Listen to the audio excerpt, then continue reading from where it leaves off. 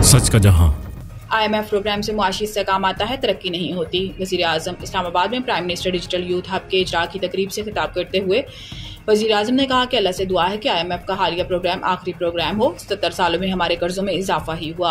वज़ीर-ए-आज़म ने कहा कि आप लोगों को मालूम होगा कि IMF से स्टाफ लेवल मुआहिदा हो गया, लेकिन ये $1 मिलियन कर्ज है, हमने कमाया नहीं है। इन्होंने कहा कि नौजवान नस्ल की मेहनत और हुनर की बदौलत कर्ज की जिंदगी को वकार की जिंदगी में बदलना है और मैं आखिरी हद तक आपको कर्जों से निजात दिलाऊंगा। किसान, सनतकार और नौजवान को मुआशी तौर पर मजबूत करना है। वज़ीर-ए-आज़म ने कहा कि पाकिस्तान के नौजवानों को बाइज्जत रोजगार के हसूल के काबिल बनाना है, जिसके लिए दीगर इखराजात कम करके यूथ की ट्रेनिंग के लिए पैसा देंगे और खादिम बनकर पाकिस्तान की खिदमत करता रहूंगा। वज़ीर-ए-आज़म ने कहा कि पिछले 3 हफ्तों में 34 अरब रुपए खजाने में आए।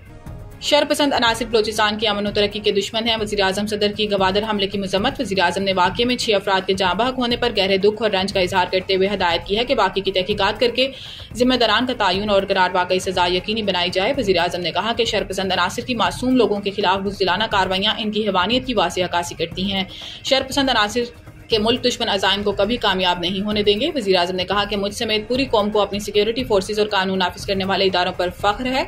सदर मुमलिकत आसिफ अली जरदारी ने मुसल्लह अफराद की फायरिंग की मजम्मत करते हुए दहशतगर्द हमले में कीमती जानी नुकसान पर इजहार अफसोस किया। आसिफ अली जरदारी ने कहा कि दहशतगर्द मुल्क की तरक्की और सूबे की खुशहाली के दुश्मन है। दहशतगर्द बलोचिस्तान को तरक्की करता नहीं देखना चाहते। सदर मुमलिकत ने हमले में जख्मी अफराद की जल्द सेहतयाबी, जाँ बहक अफराद की बुलंदी दर्जात और अहल खाना के सब्र जमील की दुआ की।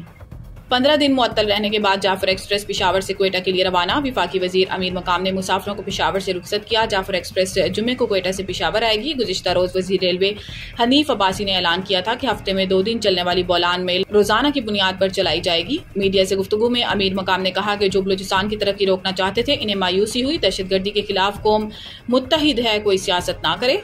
मखसूस जमात नफरत और शरंगेजी का मुजाहरा कर रही है। याद रहे कि 2 हफ्ते कबल बलूचिस्तान के इलाके बोलान में दहशतगर्दों ने जाफर एक्सप्रेस पर हमला करके खवातीन और बच्चों समेत तमाम मुसाफिरों को यरगमाल बना लिया था और फायरिंग करके 18 फौजियों समेत 26 अफराद को शहीद कर दिया था।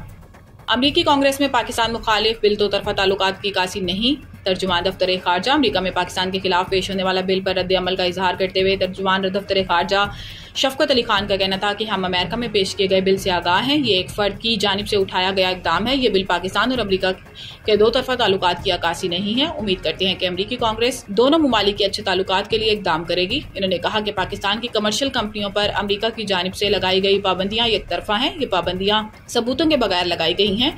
पाकिस्तानी सहाफियों के दौरा इसराइल पर बात करते हुए तर्जुमान ने बताया कि पाकिस्तानी पासपोर्ट पर इसराइल का दौरा नहीं हो सकता। इससे पहले जो इसराइल के दौरे हुए वो डुअल नेशनल थे। पाकिस्तान के इसराइल पर मौक़िफ़ में कोई तब्दीली नहीं आई।